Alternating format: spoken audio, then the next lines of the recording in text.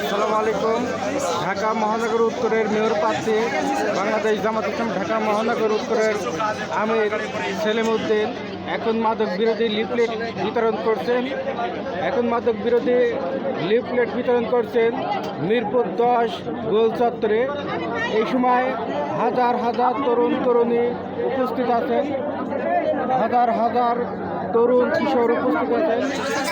মাদক বিরোধী লিফলেট প্রচারণা চলছে।